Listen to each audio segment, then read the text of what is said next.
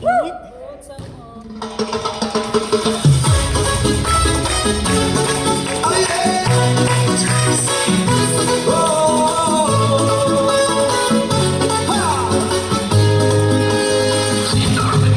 Araw-araw pagod sa gawain, katawan tila mabigat dalhin.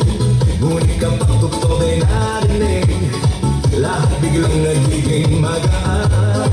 Huwag pa ako sanang gumagalaw, kamay sabay na itinataas. Habang tumatagal ang sayawan, lalong gumagaan ang pakiramdam. Bakit sumba ito ang sagot? Gala ng katawan, saya ang amot. Pawis ay tumutulog, ngunit ngiti ay tuloy-tuloy. Bakit sumba? Tanong ng lahat. Dito gumagaan ang bigat, Habang sabay ang bawat galaw, lumalatas ang buong katawan.